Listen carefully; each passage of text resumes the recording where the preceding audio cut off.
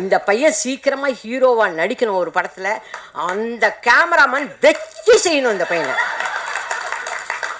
எனக்கு அதுதான் ஆசை. இந்த பையன் சீக்கிரமாகவே அதுவும் தெலுங்கு படத்தில் ஹிஸ்டாரிக்கல் ஃபிலிமில் நடிக்கணும். அப்போ தான் நான் வேணாம் சொன்னதெல்லாம் உன் மூக்குக்குள்ளே போடுவாங்க. இது முடிஞ்சு போகிறதுக்குள்ளே எல்லாருக்கும் லைனாக வரும். என்ன முடிஞ்சிச்சா ப்ரெஸ் மீட்டு, சீக்கிரம் வரலையா, எங்கே ஏறிட்டீங்களா, கார் எடுத்தீங்களா கேட்பாங்களா இல்லையா சார்? மா இங்கே பேசின போதுமா, நீங்கள் கவனிங்க. எல்லாருக்கும் வணக்கம். இந்த படத்தில் வாய்ப்பு கொடுத்த ஹரிஷுக்கு, அப்புறம் ப்ரொடியூசர்ஸ் அண்ட் டீமுக்கு எல்லாருக்கும் நான் நன்றி தெரிவிச்சுக்கிறேன்.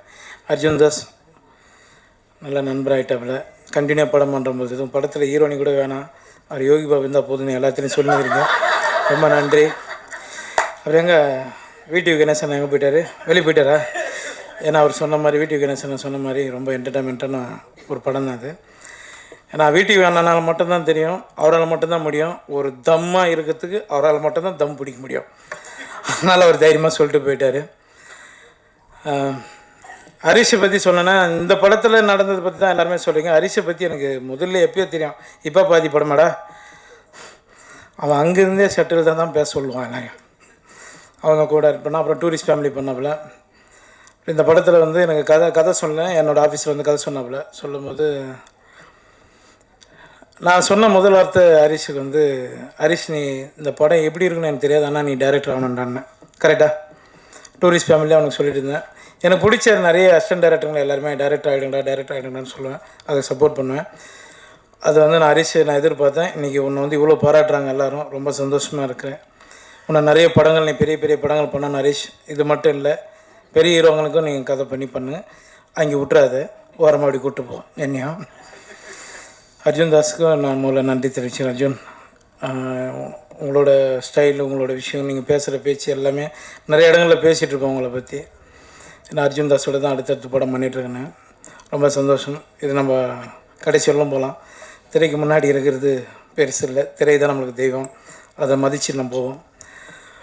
ரொம்ப சந்தோஷம். வடிவரிசம்மா எங்கள் ஃபேமிலியில் ஒருத்தர், அவங்க சொன்ன சில விஷயங்கள் உண்மை தான். ஹரிஷ் வந்து சீக்கிரம் முடிக்கணுன்றதுக்காக தான் பண்ணுவான். டீ சாப்பிட்லாமா பண்ணுவாங்க, டீன்னா இப்போ 2 பேர் அசிஸ்டன்ட் டைரக்டர் நினைப்பாங்க, ஷார்ட் ரெடி அப்படின்னு, கப்பு வச்சுட்டு வாங்க போகலாம் அப்படின்னு. அவன் முடிக்கணும், அவனுக்கு பிரச்சனை அவ்வளோ இருக்குது. ஒரு சாண்ட்ரோல்டு நம்ம ஆல்ரெடி இது பண்ணோம், நம்ம லக்கி மேன் பண்ணோன்னு நினைக்கிறேன்.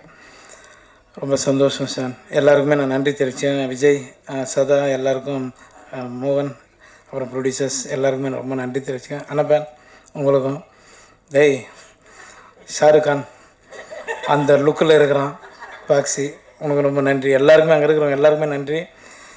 ஏன்னா ரொம்ப நேரம் நம்ம பேசணும்னா பெல் அடிச்சுனே இருக்காங்க, ஸ்கூல் பெல்லு மாதிரி. எனக்கு நான் 6:30 மணிக்கு அங்கே ஷூட்டிங் இருக்கணும் டி நகருக்குள்ளே.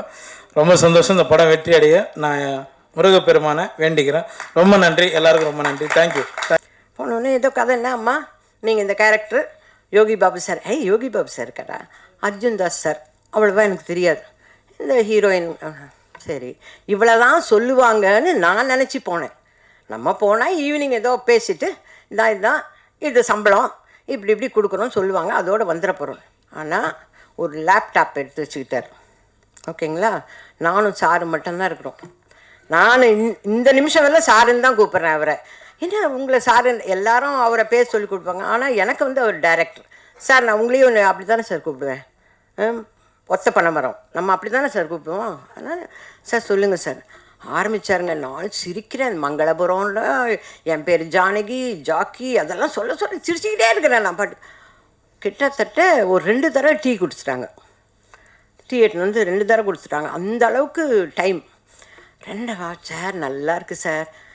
எனக்குள்ளே நம்மளை காமெடி பண்ண சொல்கிறாரு இவருக்கு நம்பிக்கை இருக்குதா? நான் ஏன்னா ஏற்கனவே வேறு ஒரு ஆர்டிஸ்ட்டு போகணுன்னு வந்தவர் இல்லையா சார். நல்லா இருக்குது சார், பண்ணுவோம் சார். அம்மா இதாம்மா கதை, ஓகேவா. மியூசிக்கோட டிஆர் மாதிரியே இவரும் மியூசிக்கோடவே கதையெல்லாம் சொல்லி முடிச்சிட்டார். சொல்லி முடிச்சுட்டு நம்ம ஜாலியாக பண்ணுறோம்மா. ஐயோ பரவாயில்ல, நல்ல பிள்ளைங்கள நம்மளை டென்ஷனே இல்லாமல் ஜாலியாக, அதுதானே வேணும். ஏன்னா சீரியலில் போனால் காலையில் 10 மணிக்கு போய் இறங்கினா சாயந்தரம் 8 மணிக்கு பேக்கப் ஆகிறவங்கள நானே பேசின்னு இருக்கணும். பக்கமாக பேசணும். அப்பா இப்போ ஒரு பெரிய ரிலீஃப், ஜாலியாக படம் பண்ணலான்னு சொல்கிறாங்க. அப்போ நம்ம ஜாலியாக படம் பண்ண போகிறோம் அப்படின்னு நினச்சி போயாச்சு. சரின்னு ஸ்டில்ஸ் எடுத்தாங்கப்பா. அப்போ இந்த ஈபி தான், ஈபியும் நாகராஜும். ஈபிங்கிறது வந்து சாரோட பிரதர், டைரக்டர் சாரோட பிரதர். அவரே இயங்குவாரானா இயங்க மாட்டார், அவரையும் இயக்குறவர் இந்த இயக்குனர் தான். ஓகேங்களா? ஒரு பேட்டாவுக்கு கையெழுத்து போடணுன்னா கூட அண்ணங்கிட்ட கேட்குறமா, அடப்பாவி அண்ணங்கிட்ட கேட்குறதுக்கு நீ எதுக்கு ஈபி அப்படின்னு மனசில். ஆனால் சொல்லக்கூடாது, ஏன்னா சொன்னால் படம் முழுக்க இருக்க மாட்டோம் நம்ம அப்படின்னு பேசாமல் போனோம். ஸ்டில்ஸ் எல்லாம் எடுத்தாங்க. ஸ்டில் எடுக்கும்போது யாருமே பக்கத்தில் இல்லைங்க. அர்ஜுன் தாஸ் தம்பி வரல, எல்லோரும் பூஜையில் மட்டும் பண்ணுறேன். அவரை பார்த்து கேட்குறேன், தம்பி நீங்கள் உங்கள் படம் ஷூட்டிங் முடிஞ்சோன்னா பிரியாணி போடுவீங்களாமே? என்ன கேள்வி பாருங்கள். ஏன்னா எனக்கு அவரை பற்றி வேறு எதுவுமே தெரியல. பிரியாணி ஆமாம்மா இதுக்கும் போடலாமா அப்படின்னு. ஓகே அப்படின்னு கேட்டுட்டு வந்துட்டேன். அப்புறம் யோகி பாபு சார் வந்தார். எனக்கு அவரை ரொம்ப பிடிக்கும். அதனால் அவங்க வீட்டோடு எனக்கு ரொம்ப ஃப்ரெண்டு. அவங்க வீட்டு அம்மாவும் நானும் நல்ல ஃப்ரெண்ட்ஸு. எனக்கு அது மகாலட்சுமி அது. அதனால் அவரை ரொம்ப பிடிக்குமா. அவர் டிக்டாக் டிக்டாக் இப்போ சொல்லிட்டு போனார் பாருங்க. கணேஷ் சார் சொன்னார், ஏய் நீ ஆடியோ லான்ச் இதுக்கெல்லாம் வருவியா அப்படின்னு கேட்டார். பார்த்தீங்களா, அந்த கேள்வி தான். அந்த மாதிரி தான் இருந்தார். படப்படன்னு வந்து போயிட்டாங்க. ஸ்டில் எடுக்கும்போது நான் மட்டுமே நிற்கிறேன். ஆனால் ஸ்டில்லாக போகும்போது என் பக்கத்தில் யோகி பாபு சார் இருக்கார்.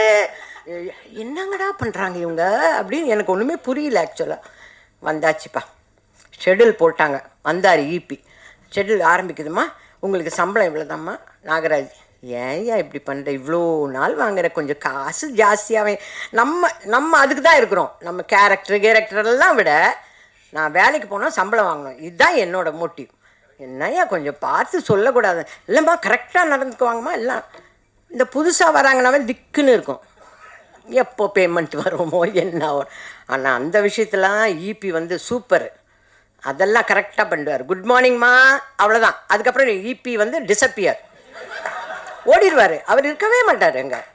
எங்கே ஈபி எதாவது கேட்டால், அம்மா ஈபிட்டு கேட்கணுமா, கேளுங்கயா கேளுங்கண்ணா, இல்லைம்மா காணம்மா இங்கே, இப்படியே ஓடிடுவார். அதோடு பேக்கப் ஆகிறேன்னா, அம்மா முடிஞ்சிச்சு கார் சொல்லிட்டேன். அட பாவி இவ்வளோ நேரம் எங்கேயா போனேன் நீ அப்படிங்கிற மாதிரி தான் இருப்பார் ஈபி. அவ்வளோ நல்ல ஈபி அவர். ஈபி நான் வேறு வழி இல்லை, படம்லாம் முடிஞ்சிச்சு, ரிலீஸ் ஆக போகுது, விடுங்க. 10 வருஷம் அந்த மாதிரி ஒரு ஈபி. எனக்குன்னு டைரக்டர் வந்து சந்தோஷ்னு ஒரு கோ டைரக்டரை நியமிச்சு விட்டார். அம்மாவை ஹேண்டில் பண்ணுறது நீங்கள் தான் அப்படி. அவர் வந்தோடனே எப்படிமா, நல்லா இருக்கேன்ப்பா, என்னப்பா இன்றைக்கி சீனு, வந்துடும்மா. அதை படிக்கிறதுக்குன்னு விஜய்னு ஒருத்தர் வருவார். அவர் அப்படி படிக்கிறதோடு சிரிக்க கூட மாட்டாங்க. நம்மக்கிட்ட கதை சொல்லும் போது ஜாலியாக ஒரு படம் பண்ணலான்னு சொல்லிட்டு இங்கே யாருமே சிரிக்க கூட மாட்டேன்றாங்களே, என்னங்கடா இது. டைரக்டர் குட் மார்னிங்மா, அவ்வளோதான். அந்த இது டப்பாக்குள்ளாரையே இருப்பார். அடப்பா ஒரு ஜாலியாக ஒரு காமெடி பண்ணுவோம், அது பண்ணுவோம், எதுக்குமே. அப்புறம் டைலாக் வந்து, ஜாக்கி நான் கதையெல்லாம் சொல்ல மாட்டேன் சார், உங்களவுக்கு 2.5 மணி நேரம் கதை சொன்னால் என்ன வருது. நான் ஜாக்கி அம்மாவுக்கு தெரியும், அம்மா சொல்கிறேன் கேள். என்ன கட்டுக்கட்டாக பேசுகிறார் இவர். இதே அம்மா நீங்கள் ஜாக்கி இது நார்மல், ஜாக்கி அம்மா சொல்கிறேன் இல்லைடா, நான் பார்த்துக்கிறேன்டா, நீ இப்போ இதுதான் வடிவு கரைச்சி 47 வருஷமாக ட்ரைனிங் எடுத்த ஒரு விஷயம். இங்கே புதுசாக வந்து ஜாக்கி நான் சொல்கிறதுக்கு என்னப்பா பட்டுன்னு ஓடிக்கிறாரு இவர். எனக்கு பயமாக இருக்குது, நீட் எக்ஸாம் எழுத போன மாதிரி ஆயிட்டேன். ஐயோ கதை சொல்லும் போது ஜாலியாக இருந்தது, இங்கே வந்தால் அந்த யோகி பாபு தம்பி வந்தோடனே ஏதோ நல்லா பேசுவார். மா என்ன பேசுகிறாங்க காதுலேயே உழுது. அவர் மா நீ பண்ணுறது சரியில்லைம்மா. ஐயோ என்னோ சொல்கிறாரு இவர், என்ன சொல்கிறாருன்னு தெரியும். விஜய் தம்பி இங்கே வாங்க, என்ன டைலாக் 2 பேரும் பேசுகிறோம். அவர்கிட்ட கேட்டுக்கிட்டு விஜய்கிட்ட கேட்டுக்கிட்டு, ஓ இதை தான் இவங்க சொல்கிறாங்கன்னு ஒரு யூகத்திலேயே நடித்தேன் இந்த படம். ஓகேங்களா, நடிச்சுட்டு இவர் கூட ஒரு ஸ்டில் எடுத்தேன், அர்ஜுன் தாஸோட ஒரு ஸ்டில் எடுத்துகிட்டு என் பேத்திக்கிட்டு போய் நான், ஐயோ நீ மட்டும் அர்ஜுன் தாஸோட எடுத்தேன், ஐயோ எனக்கு ரொம்ப பிடிக்கும் அவர் வாய்ஸ். என்னங்கடா இது இது இது இது 4ஆம் கிளாஸ் தான் படிக்குது, அதுக்குள்ளே அர்ஜுன் தாஸ் ஊங்குது, ஒன்றுமே இரு பாப்பா, அவர் வில்லன் தான், அவர் அதில் தான்மா வில்லன், இப்போ இதில் ஹீரோ ஆகிட்டாரா, ஐயோ சந்தோஷமா மம்மி அர்ஜுன் தாஸ் ஹீரோ ஆகிட்டார். அடே என்னங்கடா இது, நமக்கு ஒன்றுமே தெரிய மாட்டேங்குது, இதுங்க இப்படி அப்படி ஒரு சந்தோஷம். அர்ஜுன் அவர் பேசுறதாவது அவர் எவ்வளோ அழகான வாய்ஸ், அதில் கொஞ்சம் சத்தமாக பேச விட்டாதானுங்க டைரக்டர் யாரையுமே சத்தமாகவே பேச விட மாட்டார். நம்ம எல்லாரும் போகிறோம், ஸ்கேன் பண்ண என்ன பண்ணுறோம், அது அப்படின்னா என்னன்னே எனக்கு தெரியல. ஐயோ தெரியாதம்மா, புது பசங்களோட வந்து மாட்டிக்கிட்டோம், நமக்கு ஒன்றுமே அர்த்தம் புரிய மாட்டேங்குது. நம்ம கொஞ்சம் சத்தமாக இல்லைம்மா நீங்கள் நார்மலாக பேசுங்க, எனக்கு பயமாக இருக்குது, நான் நார்மலாகவே இப்படி தான் பேசுன்னு சொல்லணும் போல் இருக்குது. எல்லாம் மைண்ட் வாய்ஸோடு அப்படியே அடங்கு. சரி மேக்கப்பாவது இப்போவாது ஒரு அரை இன்ச்சுக்கு மேக்கப் போட்டுன்னு வந்திருக்கேன், அட்லீஸ்ட் இதுக்காவது போட்டு போகலாம். மேக்கப்பும் கிடையாது, கொஞ்சம் லிப்ஸ்டிக். ஆமாம் அதை மட்டும் அந்த கரெக்ஷன்லாம் மட்டும் சொல்லுவார் டைரக்டரு, ஆனால் பேச மாட்டார், ஒரு சந்தோஷமாக சிரிக்க மாட்டார். அப்படியே அவர் லக்கான் அடிச்சு குத்துற மாதிரி இருப்பார். பிரேக்குன்னு ஒன்று கிடையவே கிடையாது. எனக்கு ஃபஸ்ட்டு வந்த விஷயமே எனக்கு அல்சர் தாங்க வந்தது. பிரேக்கே சொல்கிறது கிடையாதுங்க. இவர் பிரேக் சொல்ல மாட்டார், ஆனால் கேமராமேன் பாருங்கள் ஷார்ட்ஸ் எல்லாம் போட்டு இப்படி ஒரு டப்பாவில் இப்படி சாப்பிட்டு என்னங்கடா டே நீங்கள் எங்களுக்கு பிரேக் சொல்ல மாட்டேங்க நீங்கள் இவர் ஏதோ ஒரு மோர் எடுத்துன்னு கொடுப்பாங்க. ஓகே நெக்ஸ்ட் போயிடலண்ணா. யோகி பாபு சார் வருவார், எல்லாம் சொல்லிட்டு ஹரிஷ் இந்த டைலாக் இப்படி சொல்கிறேன் கேட்டுக்குவார், இது நல்லா இருக்குண்ணே, ஆனால் இது வேணாண்ணா இப்போ இதை சொல்லு. ஆஹா நல்லா பழகினவங்களுக்கே இதுன்னா நம்ம இப்போ தான் நியூ என்ட்ரி, நம்ம ஒரு கரெக்டனும் ஒன்றும் சொல்ல வேணாம், அவர் சொல்கிறாரா என்ன சொல்கிறாரோ அதை மட்டும் செஞ்சுட்டு போயிடுவோம் அப்படின்னு. நானும் அவரை மாதிரியே லகான் அடிச்சு கொடுத்துற மாதிரி சிரிக்கவே மாட்டோம் ஒன்றும். இப்போ ஏறி வரும்போது எப்படி தம்பி எனக்கு ஹெல்ப் பண்ணி மேலே கூட்டின்னு வந்தாரோ அதே மாதிரி தான் செட்டில் இப்படியே நிற்பான். யாருன்னா நிற்கட்டும், அதை பற்றியெல்லாம் அவங்கெல்லாம் கவலைப்பட மாட்டாங்க. ஆனால் உடனே அர்ஜுன் மட்டும் வந்து அம்மா நீங்கள் உட்காருங்கம்மா, அது இவர் இல்லைன்னா அந்த பாப்பா, இவங்க 2 பேரும் தான் என்னை வந்து டேக் கேர் பண்ணிக்குவாங்க. ஆனால் இவங்க யாருமே நம்மளுக்கு திரும்பி கூட பார்க்க மாட்டாங்க. அதுலேயும் இந்த சஞ்சய் எல்லாம் வந்து என்னை ஓட்டின்னு போகிறது கேரவன்லேருந்து. டாக்டர் என்னப்பா சாட்டடி இப்போ தான் ஏன் வந்தேன், இல்லை கூப்பிட்றாரு, ஓகே. அவங்க ஓட்டுறதுல அதுக்குள்ளே சந்தோஷ் என்னை சமாதானப்படுத்துறதுக்கு வருவார். அம்மா சாப்பிட்டீங்களாம்மா, இல்லைன்னு சொன்னால் சாப்பிட விட போறியா இப்போது, இல்லைல்ல வா நட போகலாம் வா. இப்படி தான் அந்த படம். அங்கேருந்து எனக்கு டேட் கேட்குறதே சந்தோஷ் தான் கேட்பார். அம்மா நம்ம வந்து இதுக்கே அவர் தான் கேட்டு என்னை ஃபிக்ஸ் பண்ணி வச்சுருக்கார், நீங்கள் எங்கேயும் போகக்கூடாது, இந்த வாரம் ப்ரமோஷனுக்கு போகணும் அப்படி. அந்த அளவுக்கு பக்கா பிளானிங், எல்லாமே பக்காவாக பிளான் பண்ணி. அவர் சொன்னார் தெரியுங்களா, வீட்டு கணேஷ் சொன்னார்ல சீக்கிரமாகவே என்னை முடிச்சிட்டாங்கன்னு, அந்த மாதிரி தான்.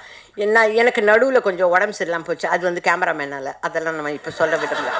ஓகே, எனக்கு கேமராமேனால தான் எனக்கு உடம்பு சரியில்லாமல் போச்சு, அது உலகத்துக்கே தெரிஞ்சிச்சு. அதனால் உங்களுக்கும் ப்ரெஸ்ஸு தானே, நமக்கு எப்படி இருந்தாலும் தெரிய வரும். ஓகே, அதான் அவரால் உடம்பு சரியில்லை, எப்படி அம்மா வருவாங்களா மாட்டாங்களா? நான் சொல்கிறேன் இந்த டேட்டில் நான் ஹாஸ்பிட்டலுக்கு போகிறேங்க. இவங்க ஷூட்டிங்கை முடித்து மறுநாள் காலையில் சீரியஸ் ஆகி ஹாஸ்பிட்டல் அட்மிட் ஆகிட்டேன். அந்த அளவுக்கு நான் நடித்தேன். ஆனால் எனக்கு ஒன்றுமே என்னை போட்டு புழிஞ்சாங்கன்னெல்லாம் சொல்லவே மாட்டேன். ஏன்னா 2 டைலாக் தான். ஜாக்கி நீ வா, ஹாஸ்பிட்டல்லையா அட்மிட் ஆகிருக்காங்க, இப்போ பார்க்க முடியாது, cut cut cut cut cut cut, இந்த மாதிரி தான் டைலாக்கு. இது எனக்கு என்ன வேலை சொல்லுங்கள், புரிகிற மாதிரியெல்லாம் ஒரு வேலையும் இல்லை. இதெல்லாம் ஈபிக்கும் அந்த நாகராஜுக்கும் தெரியும், அதனால தான் சம்பளத்தை அப்படியே குறைச்சி அப்படி போட்டது. நீ என்ன இப்போ பெருசாக வந்து பண்ண போகிறேன்றதுக்காக அவங்க 2 பேருக்கும் தெரியும். அந்த மாதிரி தான் நடித்தோம். ஆனால் கேமராமேன் சார் பண்ண ஒரு புடிவாதம், பயங்கர புடிவாதம். எனக்கு I like only my granny எல்லாம் சொல்லுவார். ஐ எம் ஆல்சோ யுவர் கிராணிப்பா ப்ளீஸ் அப்படின்னு. அதை கேட்டுக்க மாட்டான், இதை மட்டும் ஐ லைக் கிராணின்னு சொல்லிட்டு அதோட போயிடுமே சார். புடிவாதம், சொன்ன பேச்சே கேட்காத பையன். இந்த பையன் சீக்கிரமாக ஹீரோவாக நடிக்கணும் ஒரு படத்தில். அந்த கேமராமேன் வெற்றி செய்யணும் இந்த பையனை. எனக்கு அதுதான் ஆசை. இந்த பையன் சீக்கிரமாகவே, அதுவும் தெலுங்கு படத்தில் ஹிஸ்டாரிக்கல் ஃபிலிமில் நடிக்கணும். அப்போ தான் நான் வேணாம் சொன்னதெல்லாம் உன் மூக்குக்குள்ளே போடுவாங்க. அப்படி தான் வரணும். அந்த மாதிரி ரொம்ப பிடிவாதமான பையன். அதை கூட எங்கள் ஹரிஷ் டைரக்டர் காதுலேயே வாங்க மாட்டார். இந்த மாதிரி பண்ணுறாங்க அந்த மாதிரி பண்ணுறாங்க எதுவுமே பண்ண மாட்டேன். என்னை ஹாஸ்பிட்டல்லேருந்து வந்து பார்க்கும்போது, அம்மா நீங்கள் எதுவாக இருந்தாலும் என்கிட்ட சொல்லணுமா. அது எப்படிங்க, அதுக்கு முன்னாடி சந்தோஷ், சஞ்சய், விஜய் இவங்களெல்லாம் தாண்டி நான் வந்து நீங்கள் குட் மார்னிங் சொல்கிறதோடு சரி, அதுக்கப்புறம் அந்த டப்பாக்குள்ளே போய் பூந்துடுறீங்க. நான் எங்கேருந்து என்னோட குறைய சொல்ல முடியும்? ஏன்னா எல்லாரும் நல்லதே சொன்னாங்க, நான் சொல்லணும்ல என்னெல்லாம் நடந்தது அங்கன்னு. இவ்வளோ கஷ்டத்தில் ஜாலியாகவே படம் பண்ணலை. பொய் பொய் பொய் பொய். நாங்களாம் ஜாலியாக நடிச்சோன்னா வந்தவங்கெல்லாம் 2 நாள் நடிச்சிருப்பாங்க. ராதா ரவின்னா ஒரே நாள். அவர் முட்டி ஆப்ரேஷன் பண்ணிட்டு வந்திருக்காரு, இவங்க ஏற்றிட்டாங்கப்பா மேலே படிக்கட்டு ஏறி வான். அவர் நிற்கிறார். நான் அண்ணே கால் ஆப்ரேஷன். ஆமாம் அப்போ சொல்லலை இவனுங்க ஃபர்ஸ்ட் ஃப்ளோர் வாங்கணுன்னு. இங்கே அண்ணே என்னென்ன அப்படின்னா அங்கேயே ட்ரெஸ் சேஞ்ச் எல்லாம் பண்ணி அங்கேயே சாப்பிட்டு அவரும் ஜாலியாக நடித்து கொடுத்துட்டு போனார். அந்த கேரக்டரை ரொம்ப ஜாலியாக நடித்தார். அந்த அளவுக்கு தான் ஜாலின்னா அவங்கவுங்களா நினச்சிக்கணும் இது ஜாலி அப்படின்னு, மற்றபடி ஜாலியெல்லாம் கிடையாது. அவ்வளோ ஹார்ட் ஒர்க் பண்ணி எடுத்திருக்காரு இந்த படத்தை. எல்லாருமே சொன்ன மாதிரி, மியூசிக் டைரக்டர்ஸ் சொன்ன மாதிரி, ஒரு படிப்பு படிக்கணுன்னா இப்போதைக்கு இருக்கிற பிள்ளைங்க விஷுவல் கம்யூனிகேஷன் முடிச்சதும் ஒரு நல்ல டைரக்டர்கிட்ட இன்டர்ன்ஷிப் போய் படிக்கணும் இல்லையா? அந்த மாதிரி அண்ணனும் தம்பியும் அந்த இபி ஒன்றும் சாதாரண ஆள் இல்லை, பார்க்கறதுக்கு சின்ன பையன் மாதிரி. இந்த இது என்ன இபின்னு நினச்சேன், பயங்கரமான ஆள். அந்த இபி ஆகட்டும் இவராகட்டும் நிறைய கம்பெனிகளில் ஒர்க் பண்ணி நிறைய எக்ஸ்பீரியன்ஸ். அதனால தான் அவர் சொன்ன மாதிரி சொன்னார் பாருங்க, எல்லாமே எடிட்டர், இதுதான் எடுக்க போகிறேன் இவ்வளோ தான் எடுக்க போகிறேங்கிறது எல்லாமே பக்காவை எடிட் பண்ணி, நானே வரலனாலும் ஷூட்டிங் நடக்கும் அப்படி எடுப்பார் இந்த டைரக்டர். ஆனால் கொஞ்சம் ஜாகிரதையாக இருக்கும். நான் சப்போஸ் டெய்லி பேஸிஸ் சம்பளம் பேசியிருந்தேன்னு வச்சுக்கோங்க, நான் வாங்கின சம்பளத்தில் பாதி தான் வாங்கியிருப்பேன். ஏன்னா நானே இல்லைன்னாலும் அவர் எடுப்பாருங்க. ஆனால் டப்பிங்கில் பார்க்கும்போது எல்லாருமே இருக்கா மாதிரி தெரியுது. என்னடா இது என்ன பண்ணியிருக்காங்க இவங்க, நான் இந்த சீனில் இங்கே தானே வந்தேன், எப்படி அங்கே அப்படி. எனக்கு டைலாக் டப்பிங் பேசுறதை விட இதெல்லாம் தான் எனக்கு ஆச்சரியமாக இருக்கும். அந்த அளவுக்கு வெல் ட்ரெயின்டு பர்சன் வந்து Harish sir, very well trained person. இது இல்லைங்க, இதை விட நிறைய படங்கள் அவர் வந்து சக்ஸஸ்ஃபுல்லாக தான் எடுப்பார். அவருடைய ஹார்ட் ஒர்க்கை நீங்கள் படத்தில் பார்ப்பீங்க. எல்லாரும் சொன்ன மாதிரி இப்போ வந்து நமக்கு ஏகப்பட்ட பிரச்சனைகள் இருக்குது ஒவ்வொருத்தருக்கும். இது முடிஞ்சு போகிறதுக்குள்ள எல்லாருக்கும் லைனாக வரும். என்ன முடிஞ்சிச்சா ப்ரெஸ் மீட்டு, சீக்கிரம் வரலையா, எங்கே ஏறிட்டீங்களா, கார் எடுத்தீங்களா கேட்பாங்களா இல்லையா சார்? எனக்கே வரும், நான் ஆஃப் பண்ணி வச்சுருக்கேன், எனக்கு வரும் பாருங்க இப்போ ஃபோனு, அம்மா முடிச்சிட்டியம்மா வாம்மா அப்படின்ற மாதிரி இருக்கும். இந்த டென்ஷனுக்கு நடுவில் ஒரு சந்தோஷமான, ஏன்னா நான் கதை கேட்டு சிரிச்சுக்கிட்டே இருந்தேன். நான் அவ்வளோ அந்த 2.5 மணி நேரம் கதை கேட்டேங்க. எனக்கு என்ன அவ்வளோ சந்தோஷமாயிடுச்சு. நான் வீட்டுக்கு போகிறவரை ஜானகி, நான் தான் ஜானகி, மங்களபுரம். இதுவே எனக்கு அப்படியே ஊறி போச்சு. மங்களபுரம் ஜானகி, மங்களபுரம் ஜானகி, ஜாக்கி. அப்போ நம்ம என்ன கிறிஸ்டினா இல்லை, ஆனால் ஜாக்கி என் பையன் பேர். இப்படியெல்லாம் இதே நான் ரிப்பீட் பண்ணிட்டு போனேன்னா கதை கேட்ட எனக்கே அப்படி இருக்குன்னா, நீங்கள்லாம் படம் பார்த்தீங்கன்னா நிச்சயமாக சொல்கிறேன், நம்மளோட டென்ஷன் எல்லாமே மறந்து அந்த 2 மணி நேரம் சந்தோஷமாக இருக்கும். அப்போ நம்ம சந்தோஷமாக இருக்கிறோன்னா நம்ம வீட்டில் இருக்கிறவங்க எல்லாத்தையும் இழுத்துன்னு போகணும். இழுத்துன்னு போய் இந்த படத்தை பாருங்கள், முதல்ல படத்தை பார்த்து சந்தோஷமாக இருங்க அப்படின்னு கூப்பிட்டு போவோம். ஆனால் அதுலேயும் நம்ம எல்லாருக்கும் ஒரு அவேர்னஸ் இருக்கணும். வாழ்க்கையில் கண்டமணிக்கு நம்ம பாட்டுக்கு இஷ்டத்துக்கு பணம் இருக்குதுன்னு எடுத்துன்னு போய் போடுறது, அப்புறம் ஐயோ காணமே என் பேங்க்கில் இந்த பணமெல்லாம் போச்சு, இப்படியெல்லாம் அவஸ்தைப்படுறோம்ல சார். கொஞ்சம் தான் சொல்கிறேன் சார், கதை முழுக்க சொல்ல. அவர் ஐயோ இந்த என்ன கதையெல்லாம் சொல்லுது அப்படின்றாரு. அப்படியெல்லாம் சொல்ல மாட்டேன் சார். அந்த அவேர்னஸை உண்டு பண்ணுறது இந்த படம். நம்ம எதையுமே ஹார்டாக வச்சு கண்ணப்ப நாயனார் மாதிரி கண்ணு இருக்கிற இடத்துல இவர் காலை வச்சுக்கிட்டு கண்ணை நோண்டி அப்புறம் இவர் கண்ணை நோண்டி அங்கே வச்சார், அந்த மாதிரி ஹார்டாக சொல்லாமல் அப்படி மென்மையாக சந்தோஷமாக சிரித்து கான்செப்டை பார்த்து வந்தோன்னே என்னெல்லாம் தோணும் அப்படின்னா இதெல்லாம் தோணி, ஆனால் ஜாகிரதையாக இருக்கணும்ப்பா, பத்தியா இபி பில்லேருந்து என்ன அப்படிங்கிற ஒரு நமக்கு வந்து மாரலும் இருக்குது இதில். சும்மா கதை ஏதோ நாங்களும் எடுத்தோம் அர்ஜுன் தாஸ் சாரை ஹீரோ ஆக்கிட்டோம் அப்படின்னெல்லாம் இல்லாமல் இதுலேயும் ஒரு மாரல் வச்சு ரொம்ப ஹார்ட் ஒர்க் பண்ணியிருக்காரு ஹரிஷ் சார். அவருக்கு வந்து என்னுடைய வாழ்த்துக்களை சொல்கிறேன். நீங்கள் சொன்னதில் ஒரு இம்மி கூட அவர் சொன்னார் பார்த்தீங்களா, இந்த பக்கமும் அசையில் அந்த பக்கமும் அசையில் கரெக்டாக எடுத்துட்டீங்க. அதுதான் சொல்கிறேனே, நானே இல்லைனாலும் படம் எடுப்பீங்க, ஷூட்டிங் எடுத்துருந்தீங்கன்னு. அந்த மாதிரி அவ்வளோ பக்காவாக எடுத்திருக்கீங்க. சாங்ஸில் மியூசிக்கில் எனக்கு வந்து ஏமாறாது ஏமாத்தாது. அந்த பாட்டு எனக்கு ரொம்ப பிடிச்சிருந்தது சார். மாஸ்டர் கூட சொன்னார் பாருங்க, எனக்கு எனக்கு இவ்வளோ வருஷத்துக்கு அப்புறம் இப்போ தான் ஒரு பாட்டு கிடச்சிருக்கு. எவ்வளோ வருஷம் கழிச்சு இல்லைன்னா எவடி அங்கங்கங்க இப்படி தானே பேசினிருப்பேன் நான். அது இல்லாமல் இப்போ தான் ஏதோ என்னைய வந்து ஒரு டெஸ்ட் பிட் எடுத்திருக்காங்க. ரொம்ப தேங்க்ஸுங்க சார். எனக்கும் பாட்டு கொடுத்துருக்கீங்க. அந்த காலமாக இருந்தால் ஒளிமொழியில் நான் வருவேன், ஏன்னா பாட்டில் இருக்குன்னு அப்படின்னு சொல்லுவேன். இப்போ எல்லாம் வந்துடுவாங்க யூடியூப்பில் பார்த்த உடனே எனக்கு ஃபோன் அடிப்பாங்க, நீங்கள் பாடியிருக்கீங்க, ஏதோ நானே பாடின மாதிரி கேட்பாங்க எல்லாரும். அந்த அளவுக்கு அந்த சாங் எனக்கு ரொம்ப பிடிச்சிருந்தது சார். ஏன்னா அந்த ஒரு சாங் தான் நடித்தேன், வேறு சாங்லலாம் இல்லை. நல்ல வேலை அந்த குத்துப்பாட்டுலலாம் பாவம் அந்த பாப்பா டான்ஸ் ஆடிடுச்சு. நம்மளை விட்டுருந்தா நான் திருன்னு முடிச்சுட்டே இருந்திருப்பேன் நான். இவங்க தான் ஜாலியாக படம் எடுக்க மாட்டாங்களே சார். அவங்கக்கிட்ட நான் எப்படி போய் சொல்கிறது? நான் ஜாலியாக இருக்கணும், நான் போகிறேன்னு சொன்னால் விடுவாரா என்ன? அதனால் அந்த ஒரு பாட்டு எனக்கு ரொம்ப பிடிச்சிருந்தது. ரொம்ப வெல் பிளான்டு சார். ஒரே ஒரு விஷயம் சொல்கிறேன், இதை கொடுத்தீங்கன்னா கூட ஆர்ட் டைரக்டர் அங்கே தானே உட்காந்துருக்காரு, அவரை கூப்பிட்டு இதில் பாதியை கட் பண்ணி மேங்களூர் எடு, இதில் பாதியை கட் பண்ணி சென்னை எடு, இதுலேயே ஒரு டப்பாவில் உட்கார வச்சு நான் ஃப்ளைட்டில் போகிற மாதிரி எடுக்கிறாங்க சார். எனக்கு நான் நிஜமாக சொல்கிறேங்க, அவர் சொன்ன மாதிரி நான் ஒரு 47 வருஷமாக சினிமாவில் இருக்கிறேன். எல்லாருக்கும் தெரியும், என்னோடய ஃப்ரெண்ட்ஸ் எல்லாருக்கும் தெரியும். இப்படி ஒரே ஒரு சேரில் உட்காந்து நான் ஃப்ளைட்டில் போனேன் சார். நான் டப்பிங்கில் பார்க்குறேன், உண்மையிலே ஃப்ளைட்டு மாதிரி தான் இருக்குது. அடக்கடவுளை இப்படியெல்லாம் பண்ணுவாங்க. எனக்கு இதெல்லாம் ஆச்சரியமான விஷயமா இருந்தது. அதே மாதிரி கெட்டப்பெல்லாம் வேறு சேஞ்சாக அது ரிலீஸ் ஆனதுக்கப்புறம் தான் இருக்குது எனக்கு. ஏன்னா இந்த மாதிரி ஏதாவது ஒரு ரிஸ்கில் போய் மாட்டுவேன் நான். அந்த கெட்டப்பு எனக்கு தானே கொடுக்கணும். அவர் அந்த கெட்டப் கொடுத்துருக்காரு. அந்த அம்மா கூப்பிடாமல் இருந்தால் சரி, என்ன எங்கே கூப்பிட போதும் தெரியல. ஏன்னா நான் எல்லா படத்துலையும் ஏதாவது ஒரு வம்பில் மாட்டுவேன். இந்த படத்தில் இப்படி நான் சொல்லிவிடுவேன், எனக்கு இல்லைங்க அவருங்க அப்படின்னு சொல்லிட்டு உங்களை கையை காட்டி விட்டுருவேன். அவ்வளோ நல்லா அழகாக செட்டாக போட்டு அந்த காஸ்டியூம் டிசைனர் பாப்பா வந்து சொல்லிச்சு பார்த்தீங்களா, நான் நிறைய ட்ரெஸ் கொடுத்தேன்னு. ஒரே ட்ரெஸ்ஸு 6 வாங்கியிருந்தோம். அது எங்கேருந்து ட்ராவல் ஆகுது தெரியுங்களா?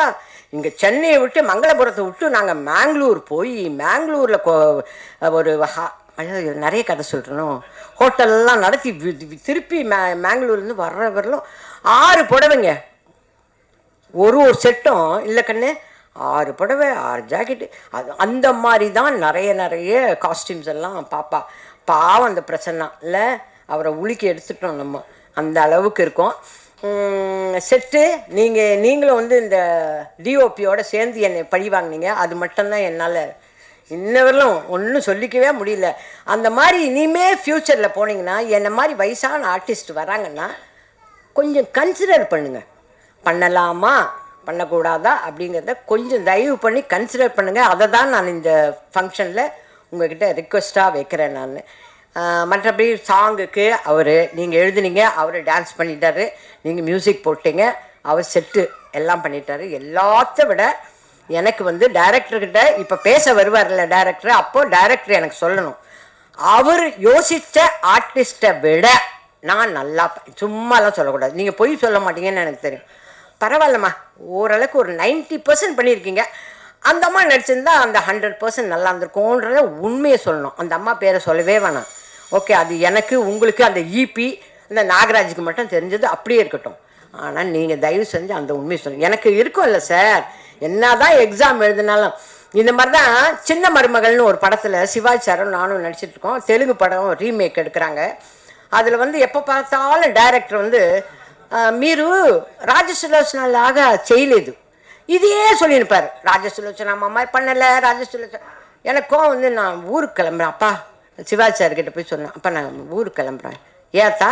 இல்லை அவர் ராஜசுலோச்சனா மாதிரி நான் நடிக்கலைன்னு சொல்கிறாங்க. அதுக்கு நீங்கள் அவங்களே போட்டுருக்கணும். அந்த மாதிரி இந்த டைரக்டர் சொல்லலை. ஆனால் எனக்கு ஒரு ஆசை, அந்த டைரக்டர் மாதிரி இருக்க அந்த ஆர்டிஸ்ட் மாதிரி பண்ணனா அதை மட்டும் சொன்னீங்கன்னா நான் சந்தோஷப்படுவேன். மற்றபடி ஃப்ரெண்ட்ஸ், உங்கள் எல்லாருக்கிட்டையும் நான் ரிக்வெஸ்ட் பண்ணி கேட்டுக்கிறேன், தயவு செஞ்சு இந்த தீபத்தை அணையாத தீபமாக ஆக்க வேண்டியது உங்கள் கையில் இருக்குது. நீங்கள் தூண்டி விட இது பிரைட்டாக எரியும். ஓகே, நன்றி, வணக்கம்.